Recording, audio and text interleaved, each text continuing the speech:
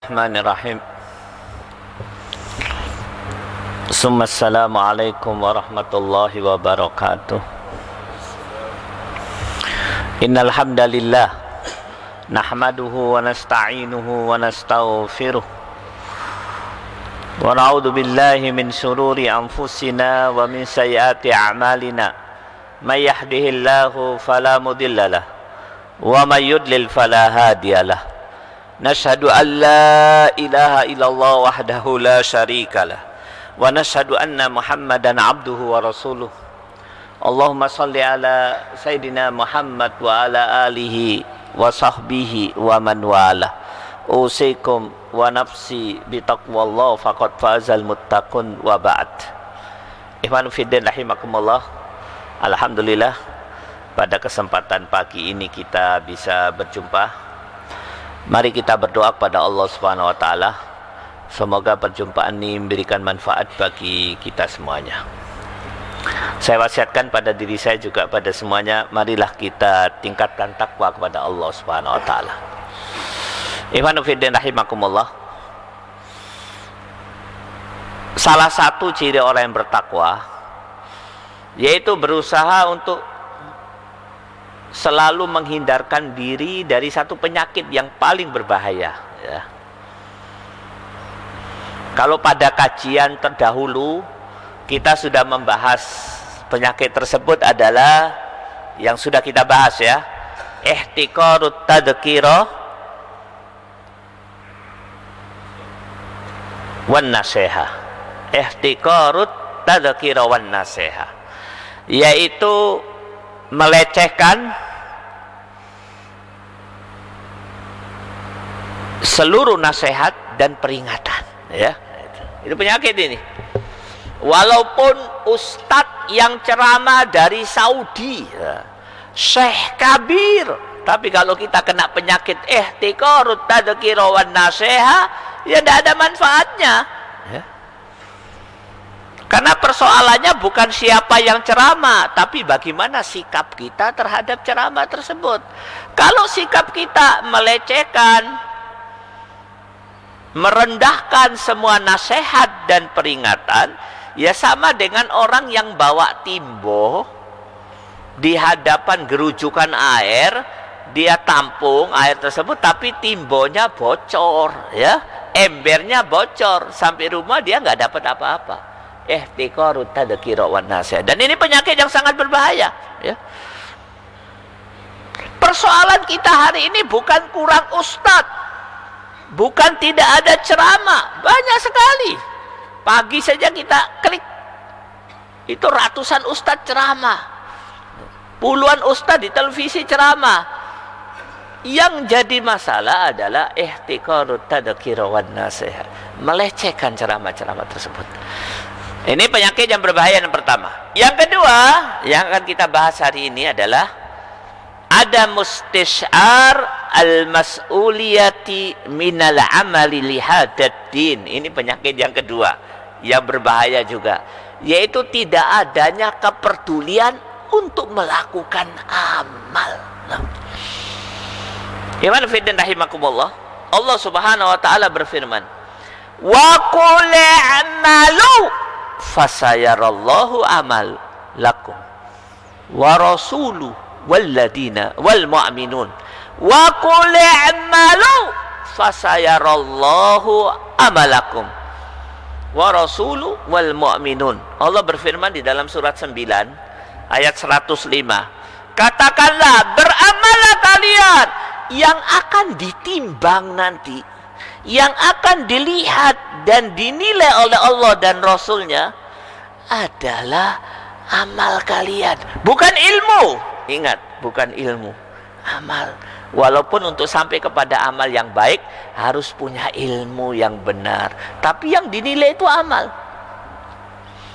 Allah Subhanahu wa taala berfirman di dalam surat Al-Mursalat ayat 41 sampai 43. Apa kata Allah Subhanahu wa taala? Innal muttaqina fi dilalin wa uyun wa fawakiha mimma yashtahun kulu washrabu hani'an bima kuntum ta'malun. Ingat ya. Apa kata Allah? Sesungguhnya bagi orang yang bertakwa akan mendapatkan jannah yang ada naungannya dan mata air dan buah-buahan yang mereka inginkan. Kulu washrabu hani'an bima kuntum ta'malun. Makan dan minumlah kalian dengan segala kenikmatan bima kuntum ta'malun, dengan sebab amal kalian. Coba lihat, Allah memberikan jannah, ada naungan, ada mata air, ada buah-buahan yang kita inginkan. Kita disuruh makan dan minum dengan nikmat. Sebabnya apa?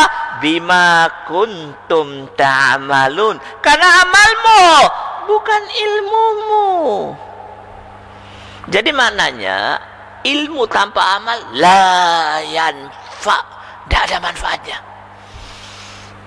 Amal, tapi amal harus berdasarkan ilmu. Jadi ikhwan fiddin rahimakumullah, penyakit kaum muslimin diantaranya hari ini adalah yang paling berbahaya, ada mustis'ar minal amal lihadaddin. Tidak ada kebetulan untuk beramal. Ilmunya banyak, ngaji setiap hari, min tausiyah ila tausiyah, min majlis ta'lim ila majlis ta'lim, min halaqatul ilm ila halaqatul ilm, walakin ma fi amal, tidak ada amal.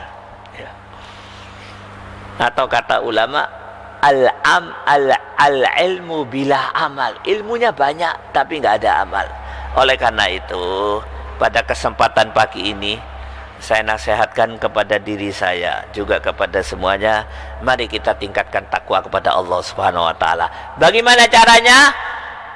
Mari kita mengamalkan apa yang sudah kita pahami. Kemudian selanjutnya, ikhwan fillah rahimakumullah, berbicara tentang amal, pada kesempatan kali ini saya akan membahas tentang definisi kesalahan, definisi kekalahan. Ini perlu untuk kita ketahui. Hari ini kaum muslimin sedang berjuang. Jutaan kaum muslimin berkumpul. Takbir sudah dipekikkan. Kaum muslimin sudah mengeluarkan seruan jihad. Para ulama sudah dijadikan komandan dan mereka menunggu komando para ulama. Nah, yang perlu diketahui, yang paling penting hari ini, kita ini mau apa? Mengejar kemenangan. Kemenangan itu apa sih definisinya? Supaya kita nggak kalah. Loh, yang dimaksud kekalahan itu apa? Definisi yang benar tentang kekalahan dan kemenangan itu harus ada di dalam benak kita. Kenapa? Ikhwan fiddin rahimakumullah, definisi yang salah akan melahirkan tahapan amal yang salah dan akan melahirkan tujuan daripada amal yang salah pula, ya. Hari ini mereka mengatakan kita menang kalau presidennya orang Islam. Sebentar. Dikatakan menang kalau gubernurnya selalu sholat di masjid. Sebentar.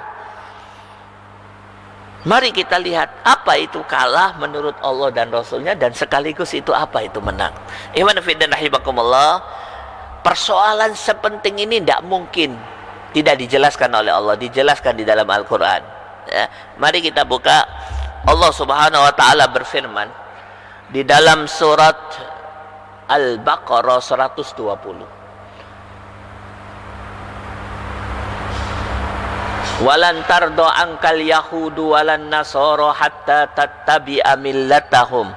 Qul inna hudallahi huwal huda wala in ittaba'ta ahwa'ahum ba'dalladzi ja'aka minal ilm ma laka minallahi min waliyyin wala nasir. Ayat ini panjang, terdiri dari 3 kalimat, 3 persoalan. Walantar do angkal yahudu, tidak perlu saya bahas, sudah sering dibahas oleh para dai di dalam ceramahnya. Kalimat yang kedua, inna hudallahi huwal huda, tidak perlu dibahas. Kita mari bahas kalimat yang ketiga, yang justru jarang dibahas oleh para dai kecuali sebagian kecil, yaitu Allah Subhanahu wa ta'ala berfirman, Wala inittaba'ta ahwa'ahum ba'dalladzi ja'aka minal ilm ma laka minallahi min waliyyin wala nasir. Subhanallah. Yang artinya dalam bahasa Indonesia, surat Al-Baqarah 120. Ikhwan fiddin rahimakumullah, saya ingatkan kepada diri saya juga kepada semuanya, ya. Tadabbur Al-Quran ini persoalan penting, tidak boleh dilupakan, ya. Tadabbur itu adalah mengkaji kalimat per kalimat, kata per kata.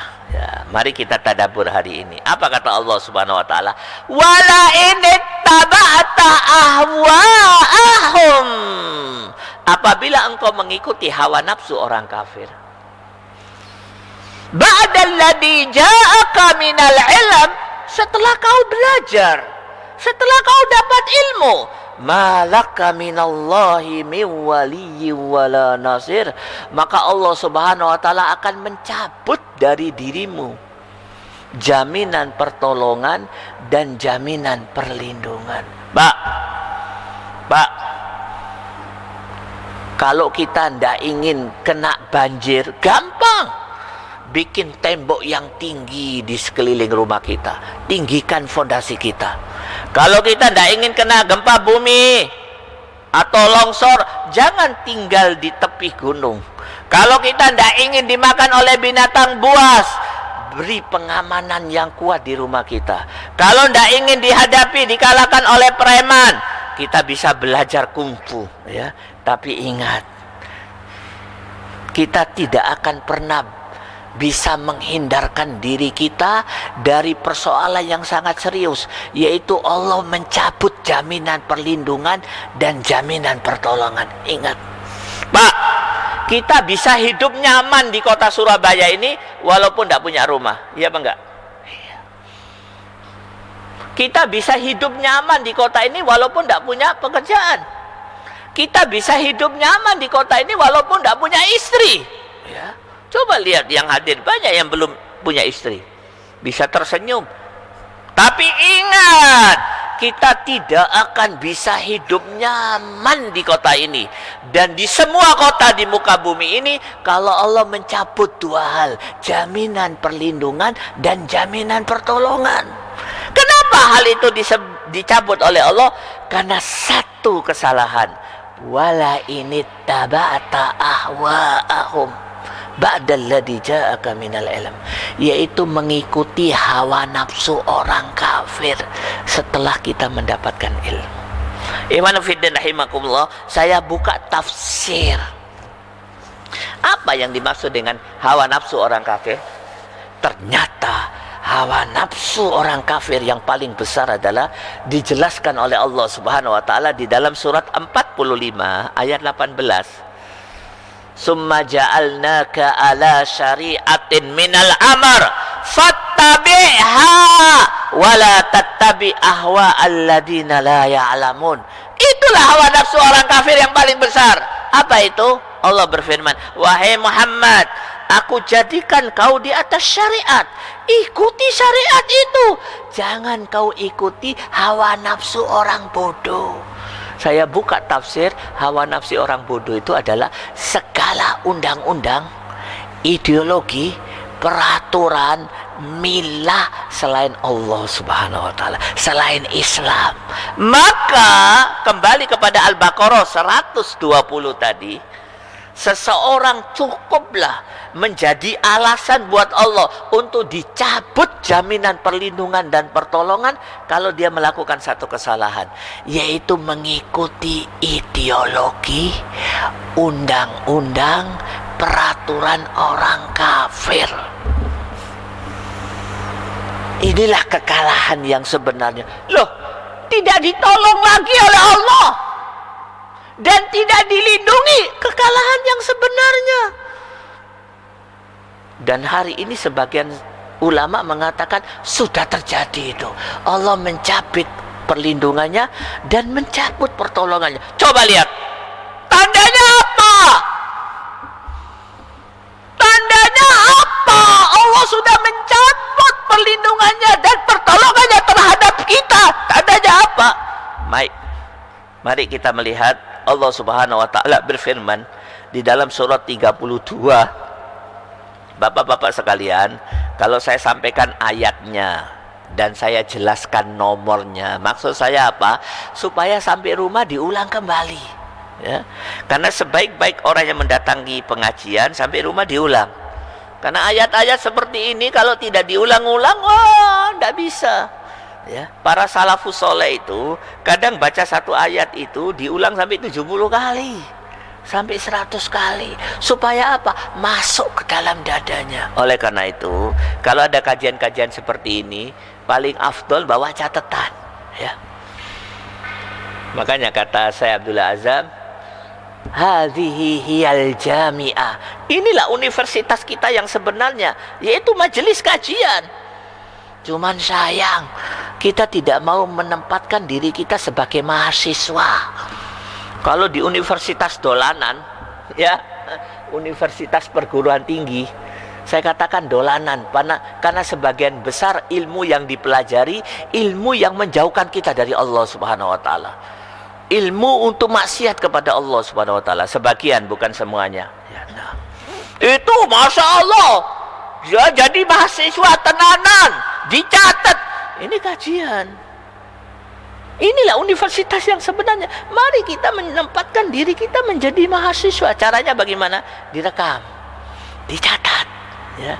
Lain kali kalau ada kajian, bawa Quran, bawa catatan. Karena ayat-ayat ini ayat-ayat dahsyat yang tidak mungkin kita fahami kalau nggak diulang-ulang. Oke, mari saya akan bahas satu ayat yang sangat terkenal, yang sangat penting untuk kita fahami. Allah berfirman di dalam surat 32 ayat 24. Wa ja'alna minhum a'immatan yahduna bi amrina lamma sabaru wa kanu bi ayatina yuqinun, ya. Wa ja'alna minhum a'immatan yahduna bi amrina lamma sabaru wa kanu bi ayatina yuqinun. Ayat ini menceritakan tentang Bani Israel. Bani Israel ini mendapatkan satu serangan yang dahsyat dari musuhnya, yaitu Fir'aun. Begitu dahsyatnya, ulamanya dibunuh, pemuda-pemudanya dibunuh, mereka diusir, dan mereka dilarang beribadah. Begitu dahsyatnya sampai bayi laki yang lahir dibunuh oleh Fir'aun. Subhanallah. Dalam keadaan kaum muslimin lemah, Bani Israel itu Islam, ya, tunduk kepada Allah, taat kepada Taurat, dan taat kepada Nabi Musa. Dalam keadaan lemah, Allah Subhanahu wa taala mengatakan, wa ja'alna minhum a'immatan yahduna bi amrina lamma sabaru wa kanu bi ayatina yuqin. Apa kata Allah? Bani Israel, jangan khawatir. Nanti pada saatnya aku akan jadikan kalian itu a'immah, pemimpin di muka bumi ini. Fir'aun akan berada di bawah telapak kaki kalian. Yahdun, mereka akan membawa manusia ke jalan yang lurus. Bi amrina, yaitu dengan kitabku, kata Allah Subhanahu wa taala, dengan Taurat. Pada saat ayat ini turun, Bani Israel sulit untuk mempercayai. Bagaimana ya Allah kita bisa menjadi pemimpin, membawa manusia ke jalan yang lurus dengan ayat-ayatmu? Tidak mungkin. Coba lihat, ulama kita di penjara, pemudanya ditangkap, wanita-wanitanya ditangkap, bayi laki pun dibunuh. Bagaimana ya Allah? Allah maha benar dengan janjinya. Kemudian Allah mengutus Nabi Musa, dan lewat perjuangan Nabi Musa dan Bani Israel, akhirnya Fir'aun bisa dikalahkan. Iman fillah rahimakumullah. Para ulama membahas tentang kondisi Bani Israel di masa itu, waktu dikalahkan oleh Fir'aun, itu ada kesamaannya dengan kaum muslimin hari ini. Paling tidak ada 3 kesamaan. Kesamaan yang pertama dengan kaum muslimin hari ini. Persamaan yang pertama adalah sama-sama dijajah. Mereka dijajah oleh Bani Israel. Hari ini kaum muslimin juga terjajah. Iya apa enggak? Saya mau tanya, dijajah apa tidak? Dijajah apa tidak? Yang memimpin dunia orang kafir. Kebijakan dunia orang kafir. Seseorang tidak akan pernah hidup selamat kecuali mereka melakukan satu kekufuran, yaitu itaatul kufar, mentaati orang kafir. Kehidupan ini dibangun atas dasar ketaatan terhadap orang kafir. Sama-sama dijajah. Persamaan yang kedua, hukum yang dipakai adalah hukum buatan Fir'aun. Hari ini hukum yang dibuat juga bukan hukum Allah, hukum buatan manusia. Setuju? Ini penting, ini harus sama pemahaman kita. Setuju, Pak? Iya. Tidak ada hukum yang paling tinggi hari ini dijunjung tinggi oleh manusia, mengatur wilayah yang paling luas di muka bumi ini kecuali demokrasi.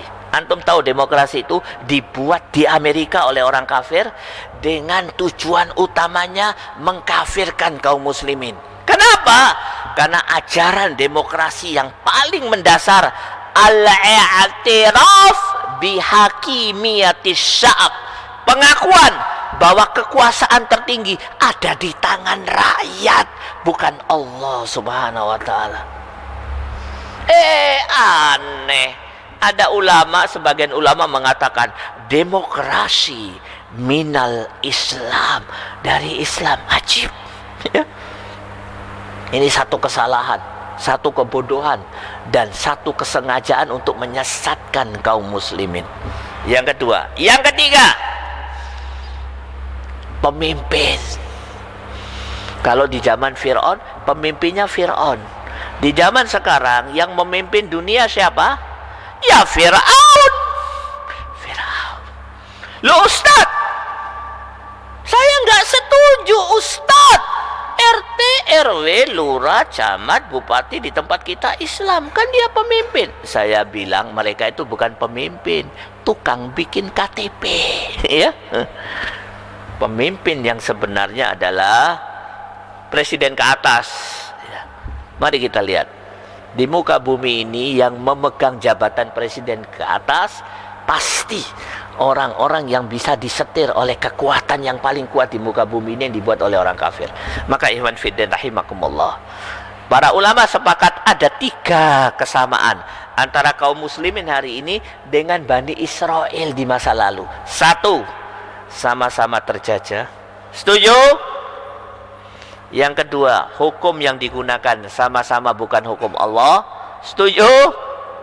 Yang ketiga adalah bahwa pemimpin yang memimpin mereka adalah sama-sama Fir'aun, ya. Yaitu Fir'aun itu bukan nama orang, Pak, julukan, ya.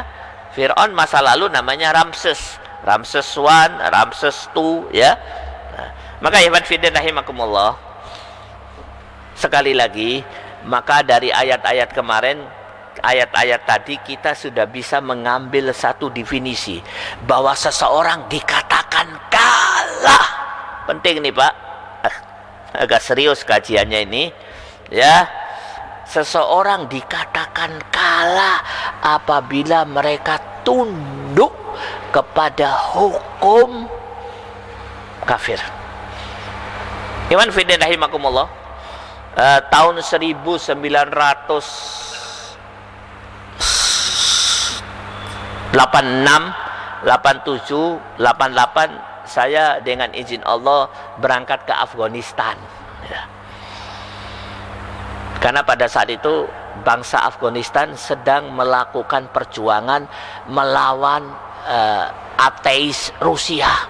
Terjadi peperangan besar dan hampir seluruh kaum muslimin, seluruh negara-negara Islam mengirimkan pemuda-pemudanya untuk berangkat ke Afghanistan membela perjuangan jihad bangsa Afgan.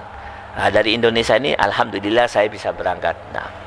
Nah, setelah kami pulang dari Afghanistan, beberapa tahun kemudian datang beberapa orang, datang ke tempat saya, mereka katakan, "Ya Ahi, apa ini jihadnya? Mujahidin Afghanistan kalah." Loh, kenapa kau kata kalah? Coba lihat. Mereka terbunuh-bunuh, mereka dihancurkan, mereka dibom di sana sini. Kalau mereka ini. Ikhwan fiddin rahimakumullah. Inilah contoh definisi yang salah tentang kekalahan. Saya katakan justru yang menang mereka, walaupun mereka terlihat hancur, terkapar, berdarah-darah, dimasukkan ke dalam penjara, dibunuh, disiksa, diusir. Mereka itu yang menang. Kenapa? Karena tidak tunduk, tidak mengikuti ideologi atau milah kekafiran. Yang kalah itu sebenarnya kita ya ahi, saya katakan. Walaupun ente hidup enak, berangkat pagi pulang sore, saben isu bisa minum teh hangat, ya, mobilnya jelas, rumahnya bagus. Sebenarnya kau kalah, walaupun kelihatan damai, tidak masuk penjara, tidak dibunuh, tidak ditangkap, kau kalah. Karena kekalahan itu adalah ittiba millatil kufar, mengikuti milah, undang-undang, ideologi orang kafir. Maka ikhwan fiddin rahimakumullah, ini penting ya, definisi tentang kekalahan. Maka kemenangan itu apa? Ya kebalikannya. Kemenangan itu apabila kita tidak mengikuti ideologi kafir, walaupun nampak di penjara, dibunuh, terusir. Maka ikhwan fiddin rahimakumullah, ini persoalan penting dan ini ada hubungannya dengan amal. Oleh karena itu saya simpulkan apa yang ingin saya sampaikan hari ini. Yang pertama adalah ciri utama orang mukmin adalah, salah satu ciri utamanya adalah ada mustisar, adamul mas'uliyah, ada mustisar al-mas'uliyah lil amal fi hadaddin. Ada mustisar al-mas'uliyah lil amal bi hadaddin. Tidak adanya kepedulian untuk melakukan amal di dalam din ini. Penting ini. Ya, Bapak-bapak sekalian, banyak maaf kalau penyakitnya orang awam adalah al-amal bila ilm. Amalnya banyak tapi nggak ada ilmu, itu orang awam. Penyakitnya aktivis muslim, penyakitnya orang yang selalu datang ke pengajian adalah kebalikannya. Al-ilmu bila amal. Ilmunya banyak tapi tidak ada amal. Nah, oleh karena itu mari kita selalu melakukan amal. Kesimpulan yang kedua, kalau kita sudah bicara amal atau bicara perjuangan, maka ketahuilah sebelum kita sampai ke situ harus jelas definisi kemenangan dan kekalahan. Kekalahan itu apa sih? Bukan kita diserang, tetapi kekalahan yang sebenarnya bukan kalah pemilu, Pak. Ya, banyak maaf ini ada hubungannya dengan kejadian di Jakarta. Oh, menang, belum tentu. Gubernur muslim menang, kita menang, belum tentu. Gubernur kafir kalah, kita menang, belum tentu. Menang yang sebenarnya adalah tunduk kepada milah Allah, tunduk kepada Islam. Ikhwan fiddin rahimakumullah, Allah Subhanahu wa taala berfirman di dalam surat 61 ayat 13, wa ukhra tuhibbunaha nasrum minallahi wa fathun qarib. Ayat ini menjelaskan bahwa kemenangan yang sebenarnya itu adalah jannah, ya, surga. Wa ukhra tuhibbunaha nasrum minallahi wa fathun qarib. Ada bonus kata Allah yang kau suka, tapi kalau bonus itu enggak kau dapatkan, enggak apa-apa, yang penting kau masuk jannah. Tapi saya akan berikan bonus kalau engkau berjihad. Bonusnya nasrum minallah wa fathun qarib, yaitu pertolongan Allah sehingga kau bisa menang. Tapi ingat, itu bonus, ya. Ibadah fiddin rahimakumullah. Kekalahan yang sebenarnya itu apa? Tunduk kepada milah orang kafir, yaitu kemunafikan. Tadi imam membaca innal munafiqina fi darkil asfal. Orang munafik itu nerakanya yang paling bawah, ya. Pak, mari saya ceritakan bagaimana sikap seorang mukmin terhadap kemunafikan. adalah seorang mukmin namanya Umar bin Khattab. Umar itu kalau keluar dari rumah, yang pertama kali dicari Hudzaifah ibnul Yaman. Kalau ada Hudzaifah dia lari. Ya Hudzaifah, ta'al. Sini. Saya mau tanya satu persoalan. Ada apa ya Amirul Mukminin? As-sammanin nabi minal munafikin. Hudzaifah itu satu sahabat yang oleh Allah diberi keistimewaan. Dia tahu ini orang munafik atau orang mukmin. Dia tahu. Jadi kalau ada orang meninggal di zaman itu, orang-orang lihat Hudzaifah menyolatkan apa tidak. Kalau Hudzaifah menyolatkan, oh berarti mukmin. Kalau Hudzaifah tidak menyolatkan berarti munafik. Itu setiap ada Hudzaifah, Umar kejar, lari. Hudzaifah, as-samanin nabi minal munafikin. Sambil menangis. Hudzaifah, apakah Nabi memasukkan aku di dalam golongan orang munafik? Hudzaifah selalu menjawab, wallahi ma sammakan nabi minal munafikin. Demi Allah ya Umar, ya Amirul Mukminin, kau tidak dimasukkan ke dalam daftar orang munafik. Tenang saja. Alhamdulillah, kata Umar. Alhamdulillah. Ikhwanu fiddin rahimakumullah. Itu para sahabat. Yang ditakutkan itu munafik. Subhanallah. Dan tanda daripada kemunafikan, tidak mau tunduk kepada hukum Allah Subhanahu wa ta'ala. Beda dengan kaum muslimin hari ini, ya. Yang ditakutkan apa? Coba lihat kebanyakan kaum muslimin yang sudah umurnya 50 tahun ke atas, ya. Setiap hari ke lab, ya. Yang ditakutkan kolesterol, darah tinggi, kencing manis, ya. Yang dipikirkan oleh dia kesehatan badannya. Sementara para sahabat yang dipikirkan adalah kesehatan imannya. Kalau iman tercoreng dengan kemunafikan, wah, kena diabetes, ya, kena kolesterol, kena asam urat. Ikhwan fillah rahimakumullah. Mungkin itu saja ya yang bisa saya sampaikan pada kesempatan kali ini.